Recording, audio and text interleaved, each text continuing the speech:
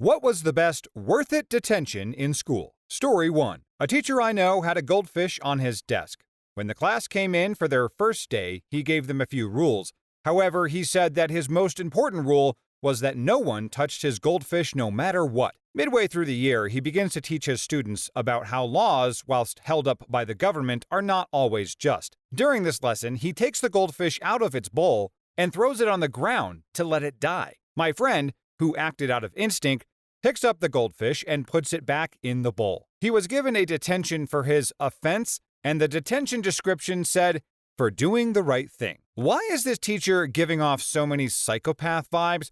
I know it's just a fish, but it's at least a pet and shouldn't just be left to die, let alone in front of a bunch of students in class. I think there is a strong argument for animal cruelty here. Not only should that not constitute detention, but that teacher needs to be suspended or worse for being a cruel guy. Don't be a creep, dude. Story 2. In high school, my dad dropped me off out front after all the buses had left. Vice principal was being a jerk for no reason and giving my dad crap for parking in the bus lane, which in fact he had not violated any rules. It was clear the VP was trying to pick a fight. After a brief heated exchange, my dad drove off, and I heard the VP mutter "a-hole" under his breath. I stood in front of that building, waited for the VP to turn around and see me, held up a brazen middle finger, and walked inside, ignoring his demands that I stop. I proceeded to dodge detention until I was pulled from class. Story 3. I went to a K-8 Catholic school. Our school lunches were pitifully small, the same portion for first graders as for eighth graders. The lunch ladies understood that the portions were small and would often let students get second servings, which they were otherwise going to throw out. I went to get some extra salad. Rather than giving me an additional serving, they just gave me the remaining heaping mound of cheap iceberg lettuce drenched in Italian dressing. It was seriously probably several pounds of salad. I had no intention of eating the entirety of it, but a teacher caught me eating the leftovers and said I ought to finish it, otherwise it would be so wasteful. At that point, it became a competition to prove her wrong. I had to stay probably an extra 10 minutes to finish munching down the pile of salad. When I finished, the teacher called me a pig and gave me detention for some arbitrary reason. I relished in the look of her disgust and gleefully took the detention. Story 4. Moved to a new high school which had classrooms that were not laid out in a standard way. They had a no-tolerance tardy policy. Show up to class 30 seconds late? Detention. You're a new kid and can't figure out where the classrooms are? Detention. First day, I racked up 7 detentions. It keeps going on. I figured out detention in this school is just a 45-minute study hall where I can get my homework done in a quarter of the time it takes me to do it at home. And because I played sports, Saturday detention was waived for me. Now, the worst-case scenario is that I spend a minimal amount of extra time at school, and my homework is done in record time. Guess how my tardiness improved under these circumstances? Principal calls me in at the end of the semester or year, I forget.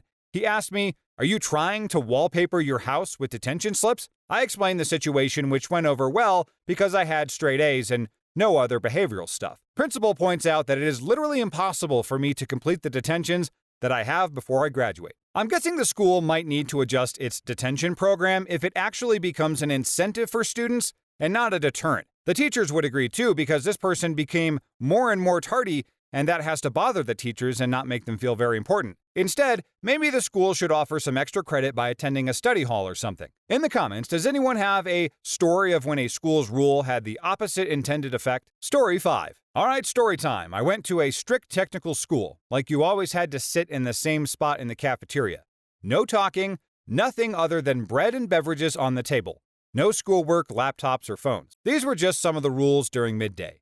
However, once you were in 5th or 6th year, which is 17 and 18-year-olds, you were allowed to leave and were taken off these lists. I went to the secretary of the school one day to discuss some incentives that we were starting in the school in terms of soccer tournaments during the week, etc. He got a call and left the room for 2 minutes. The lunch forms were open on his computers. I took mine and some of my friends' names off. Next week, we slipped out of the campus and we were free. It felt like we escaped prison. It took them 2.5 months to notice. Longer if it weren't for a new person to be added to our class. I got 1 day of detention in return for 50 days on the loose. Boy, was it worth it. Story 6. In my school, there was a rule that if the teacher didn't show up within 10 minutes, we were allowed to leave. So, once while waiting for our German teacher, the whole class decided to leave after 8 or 9 minutes. We started walking, and then suddenly we spot her behind us, and the whole class just starts running away from her and down the stairs. She runs after us while yelling German obscenities at us. We escaped, but everyone got detention. Story 7. Some kid was stealing money out of the locker rooms every day after school while sports teams were practicing. I skipped cross-country practice one day and hid in the shower area in an attempt to catch him. After waiting for over an hour, I finally heard someone enter. I didn't know what I would be up against, so I had taken my belt off as some sort of makeshift weapon. It just made me feel safer. I hear the sound of Velcro separating, and I knew I had finally caught him. I ran out to the locker room, and he flung the wallet in his hands away and immediately pretended to be opening a lock on the locker. The culprit was this tiny 8th grader. Junior high was connected to the high school. As he sat there fumbling with a lock, I just stood and waited. Finally, when it was clear to him that he wasn't fooling me and that he didn't know the combination of the locker he was trying to open, he looked up at me. I started yelling at him, telling him how many people wanted to beat him up. The wallet he was opening was one of my friends who was in an open gym close by. I told him to wait there unless he wanted trouble and got my friend. Ultimately, we started trying to extort the money he had stolen over the last few weeks with threats because we were concerned that if we turned him in, we wouldn't see a dime. Finally, the kid turned himself in because he didn't have any of the money left, a way to make the money, and was legitimately concerned we were going to hurt him. Story 8. I was in 8th grade and our gym teacher picked one student per class to make his personal servant. I wasn't having any of it, so everything he tried I was able to one-up him. His final straw was when we were throwing frisbees, and he threw one at me. And at the last second he said, "Heads up," expecting me to get hit in the face. I don't know it happened, but without looking I grabbed it, spun around, and whipped it back at him fast enough and hard enough to give him a bloody nose. He sent me to the principal's office where she, while laughing her butt off, had to give me a 3-day suspension due to attacking a teacher. I found out 2 years later that he was fired from his job after that year due to multiple students from several years coming forward and claiming physical and verbal abuse. So it was totally worth it to get that jerk out of teaching. I don't know the specifics of the school code or whatever, but why in the world would the principal have to suspend this student for 3 days? They were laughing and clearly would have seen that it was not an attack at all and just a reaction.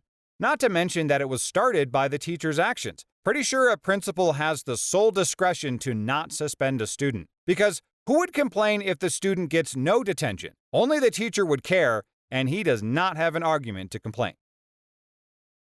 Story 9. Girl I had a major crush on passed me a note. The teacher saw the note and said to bring it to her. I flat out told her no. I was sent to the office and I read it on the way just in case I had to give it up. The note basically said she was falling in love with me and wanted to know if I felt the same. Worth it. Story 10. I had a teacher who would not let anyone go to the bathroom the entire year, so the last month of school, my friends and I got so fed up with it I decided to take action. I brought an extra change of clothes hidden in my backpack and drank 3 bottles of water at lunch. During class that afternoon, I asked the teacher if I could use the restroom, and of course, she responded with the usual no. So I said, okay, and just pissed all over myself and the desk. I had an extra change of clothes, so it was only uncomfortable for a little bit. The look on her face was worth it. Now she lets any and everyone go to the bathroom as needed. You're welcome, America. Story 11. I once instigated a whole revolution in my Catholic school. We had a horrible math teacher that nobody liked. When he took vacations, they brought a substitute teacher that was really great, so we made a petition with signatures from students of all grades for them to keep her as the official teacher. I was the head of the movement, so I went to the principal with the document to show our efforts. She laughed at me and told me to get the heck out of there because students don't have the right to demand such things. I went back to the class crying. I was in 7th grade, and my classmates became really angry that the principal had treated me like that, so everybody got out of the class, started to call the other students in the other classes to join them, and they did. At the end of it, everyone stood at the street in front of the school yelling that the principal was a bee. I was in serious trouble after that, but it was totally worth it. What a stupid decision by the principal. Just go ahead and keep the teacher that everybody hates and will likely not listen to, nor learn as well because of. God forbid that you have a popular teacher that students want to go to class to see. This is a perfect example of an out-of-touch staff that doesn't do the right things for the right reasons. I know it would suck to fire someone, but it's like a business, and you want the best teachers in the positions. I would love to hear the school board's excuse why they were keeping substandard teachers and ignoring exceptional ones. Story 12. I was given detention because my hair was too long on the first day of my junior year of high school. The admissions director was new, and it was his first day at an all-boys school, and I think he thought he needed to lay down the law. He pulled me aside about it, and I was very mouthy about it, and he almost expelled me. During that detention, he and I talked like normal people and got along great. We became friends through it.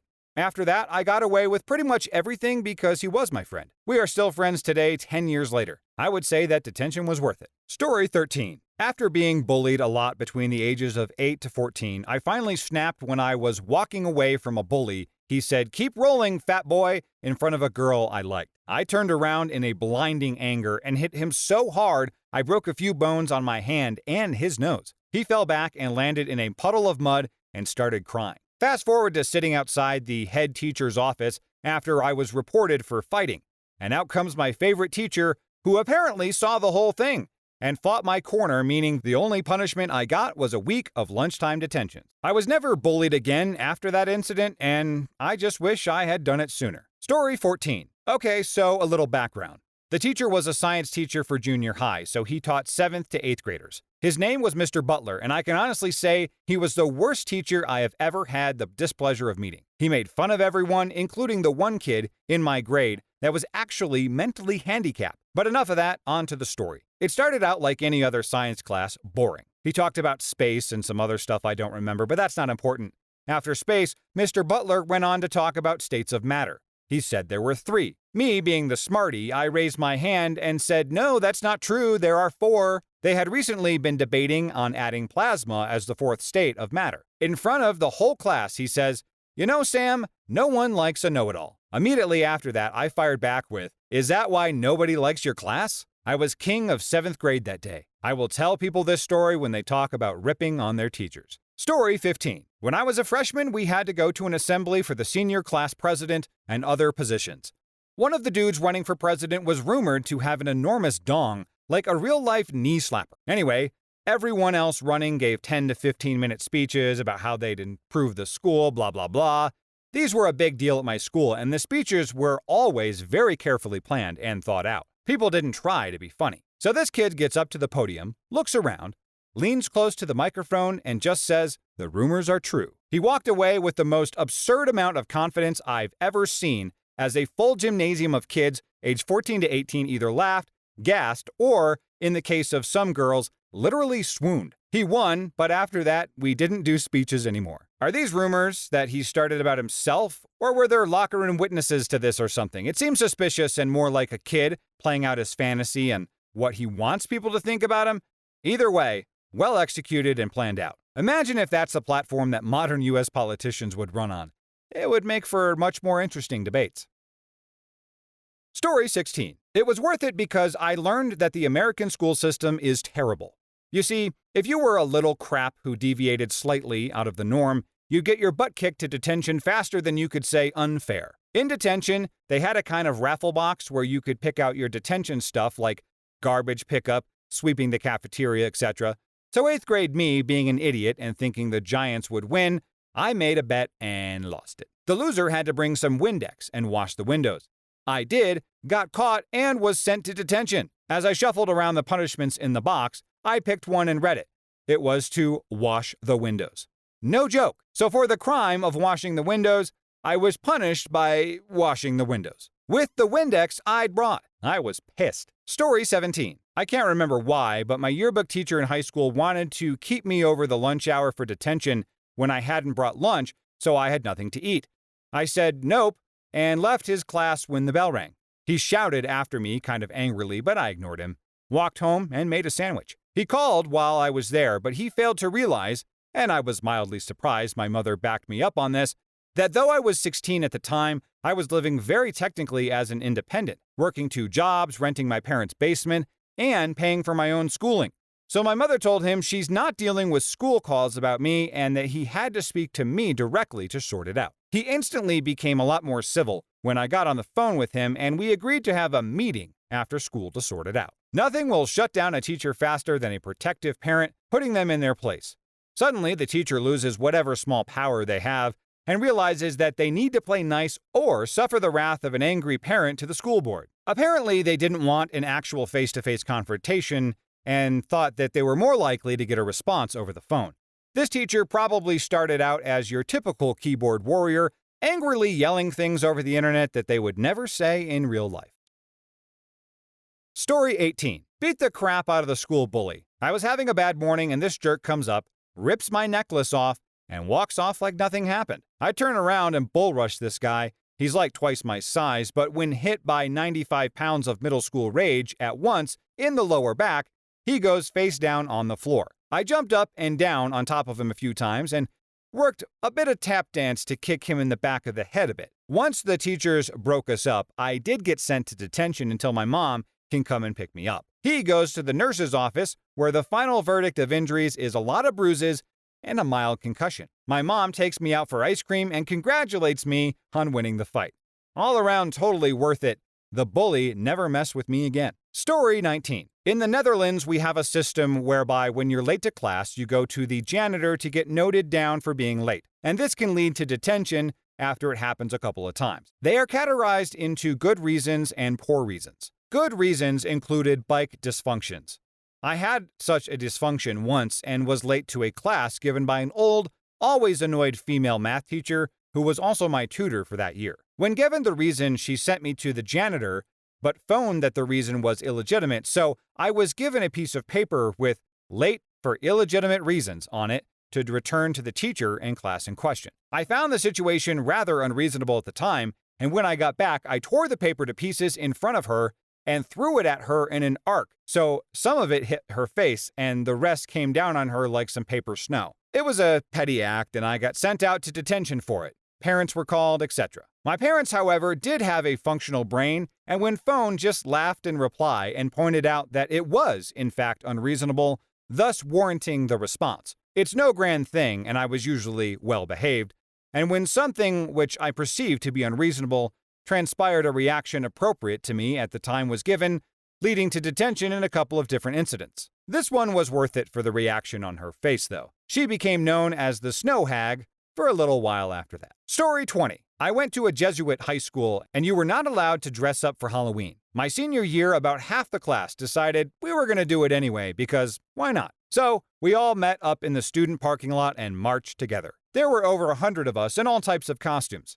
I went as a knight and had a suit of armor made out of cardboard and metallic duct tape and a broomstick horse. We all got detention, but the best part was at the end of the day when we all reported in to serve. Normally detention was just held in one, maybe two rooms, but there were so many people that day they were overwhelmed and had to scramble to find another room to put people in and teachers to watch them. This is another example of why certain rules just don't make any sense, and why schools should not enforce them. I realize that some schools have certain rules based on their religious teachings and beliefs, but can someone tell me what the harm in letting high schoolers dress up is? I'm not talking about inappropriate and revealing outfits. I'm talking about what this person did with their night costume. Can't get much more innocent than that. You don't want kids actually having fun in school because, that would just be irresponsible and, too human.